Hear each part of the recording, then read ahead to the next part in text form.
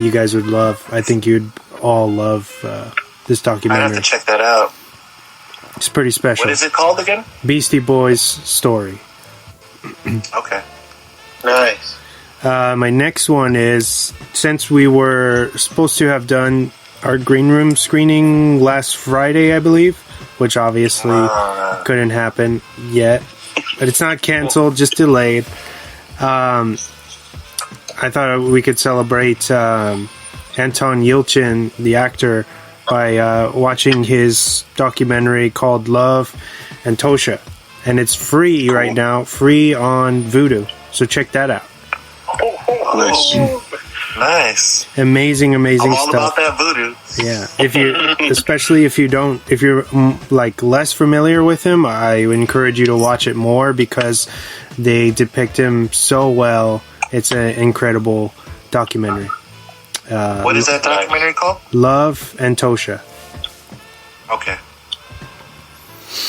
And then my final one is on Netflix right now. Wink, wink, Vic. Oh. It's called Sweet Virginia, which I think James, if I'm not mistaken, I think James has wrecked this before, but I'm going to do it again. Yes. Biter.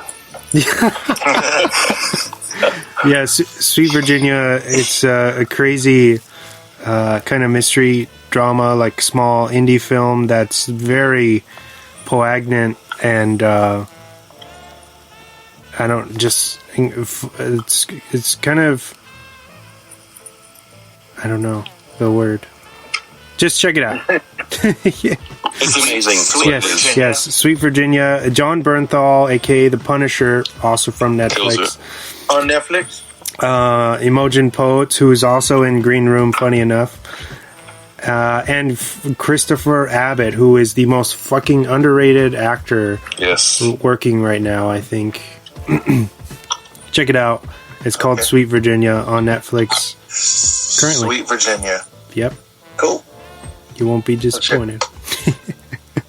I'll have to check that out now that I have a Netflix. All right, main focus? Yeah. 5, 4, 3, 2, 1. And now for the movie focus of the week. Alright, so this week we're talking about Lords of Chaos. It's actually my pick this week. It's rated R. It's from 2018. It runs at 1 hour and 58 minutes, and it's got a smooth 74 on Rotten. You can stream it right now on Hulu. For anybody who hasn't seen the film and they're unaware of this true story, I recommend maybe watching the film before you listen to what we're going to get into, because we're going to kill a bunch of stuff. So watch it on Hulu before. But for the synopsis, this spins the story in late 80s/90s when Euronymous, a teenager from Norway, births the infamous band Mayhem and creates his very own subgenre of black metal deemed Norwegian Black Metal. The film was directed by Jonas Åkerlund, written by Jonas and Dennis Magnuson, starring Roy Culkin, Emery Cohen, Jack Kilmer, Sky Ferreira, Walter Skarsgård, and Anthony De La Torre. Based upon the controversial 1998 book of the same name, the film has been stuck in development hell for quite a few years until 2015, when Spun director Jonas Åkerlund decided to sign on and take over the project. Although the film has been mostly rejected within the black metal community, it has also been praised for its incredible attention to detail as a period piece and for the acting, in particular Jack Kilmore's portrayal of Mayhem vocalist Death. However, there was tons of research done by the crew. For example, Roy Culkin talked to numerous close friends of Euronymous to get a better sense of him as a person. Rory and Ethan were even coached by contemporary black metal musicians through the filming. My perception of the film is this. I'm more of a casual fan of black metal, and this film, although it's set within that world, it's less about the music scene and focused more on the character of Euronymous and his relationships between his bandmates and the ultimate destruction of their circle.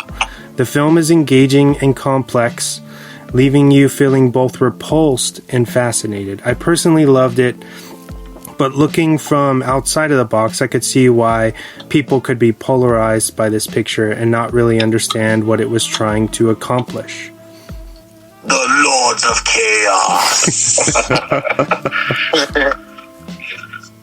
So what did you guys That think? was really good. That was really good, Wes. That was really written really well. Thank you, man. I want to hear what James has to say. The call out. Oh, why is it gotta be me? They want to hear what you have to say about the chaos, man. Yeah. Very polarizing, like Wes said. Damn. Yeah, I don't know. Because they used Polaroid in the movie. Yeah. Did it make you feel? How did it make you feel, James? Oh, first of all, I have a question. How much of this is true? Is all of it true? We're gonna get in. No. We're gonna get into that. But in the beginning of the film, the reason why I called the episode it's based around truth and lies. So they did embellish, like most biopics have to do for cinema reasons, right? Mm-hmm. They do embellish on certain things. They exaggerate a little more. Yeah. Yes. Exactly. Okay. I can see it being done, like, for any movie, Johnny Cash. I have a question for Wesley. Okay. What made you pick this film, and how did you hear about it? Like, what inspired you to want to do this as a main focus? So I was definitely fascinated that a movie like this was even able to be made because of how like unconventional that subgenre is already, and how they, I'm sure the studio knew that they would be rejected, and so just the fact that this was able to be made, and the cast that signed on, and the when I watched the because this is a Viceland film, right? Correct? Or Vice? Yeah. Vice? Yeah. Watching the trailer, I was just like, holy shit, like, I think they really got something here. You know what I mean? Because I'm a big fan of Deathgasm, and I was worried that it was going to feel like kind of kooky and nutty the way that Deathgasm is. Although I loved that film, I wanted it to be separate, you know what I mean? Like, a different kind of tone. And bringing in Jonas, who did that, the masterpiece Spun, Yeah. I feel like he was able to really tap in, especially he has a little bit of a background as he was a drummer in I forget the name of the band. It's in my Swan Facts, but he's Swedish, and he drummed for a famous band like in the early 90s, around the time that Mayhem was popping off. So him really helming this, I feel like that's why it feels to a certain extent like there's a lot of love poured into this project. Although it does feel sad, it does feel like real. You know what I mean?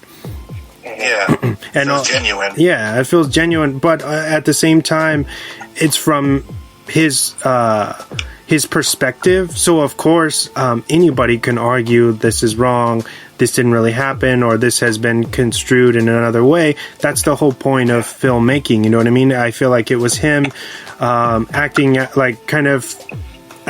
what he felt like went down, but that doesn't mean that it's all necessarily etched in stone. You know what I mean?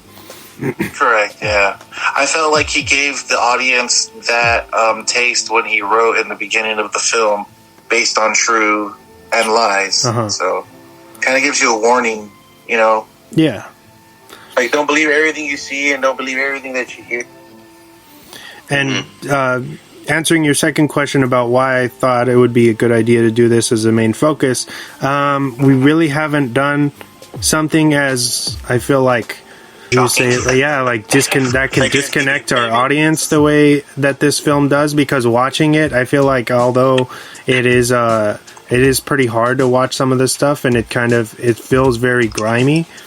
I like you're pretty speechless. Yeah, I like that, and I think that it's like this film is a rarity. You know what I mean? Like movies there's only a handful of movies that come along like this, and I just thought it'd be interesting to see your guys' take, and I'm happy that Atlas really dove into so much research and doing all this stuff for the show this week. So I really appreciate you taking an interest in this, or that you backed me up. That was cool.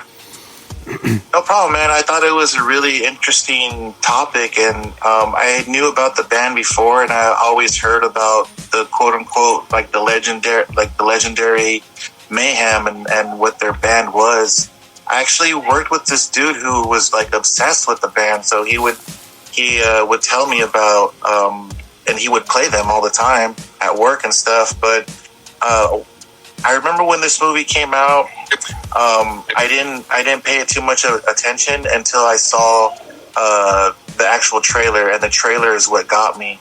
And so when I dove into it, I watched the movie once all the way through, and then I watched bits and pieces with Onarres last night, and then also I watched like 3 like behind the scene like documentaries on the actual making, and like interviews with certain people from the band, and there's a lot of mixed reviews about it, good and bad, but predominantly people need to remember that it's a Hollywood, like a major Hollywood film, and it's going to bend the truth for entertainment purposes. So I feel like the gist of it, like the meat of the story is all there in the movie, and there's a lot of character development, and it kind of makes it a protagonist and antagonist parts in the movie. But I feel like those guys were all equally like fucking morbid. So I thought it was a really good depiction of the band, dude. Yeah. And also, it needs to be stated that it's based on a book. So it's a story about a band that is told from a book. So it's almost like there's gonna be some stuff in there that is lost in translation, and it's going to be twisted for entertainment purposes, Also, you got to throw in that the black metal scene hates the fuck out of that book. Like, I don't know why. Yeah. I don't know why they chose that book, but that's the one book that everybody fucking hates, and they think that it's like a piece of shit. And then they not only did they do that, but then they took the title of the book, and that's what they called the movie. So it's immediately got like red flags from people who actually are fans of the band or of that music scene. So yeah, I don't know. Pretty interesting. What did you like it, Diego, as a movie? Like, what did you think? What did you think about it, man? I thought it was well paced. I love I love the fact that like I've never really dove so far into black metal ever in my life. I know it was like a thing, and I would always make fun of people for liking black metal.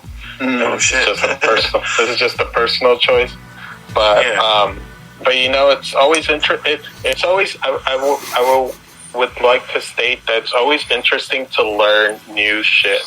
That's always don't ever close your mind to stuff like to new stuff, and that's why I feel like this movie really it's hard to hear you guys say like, oh, this is like they based it on the book that was shunned by the people in the movement, and it sucks, but like I love this movie. This movie actually, it was really well made. Yeah, I love the aesthetics and the cinematography in this. It's just amazing. And like the fact that like I didn't even know these guys would. I don't know if this is true or not, but burning churches and stuff like that, and leaving like picking up roadkill, and like that lead singer sending him a crucified mouse on his demo package. Shit. Yeah, I was like thinking back, and I was, oh my god, I was like, all right, this is this type of movie. Yeah, all right. Yeah, I could agree with you on that. And it was just like it was cool. It was cool to learn and to figure out something new, and it was well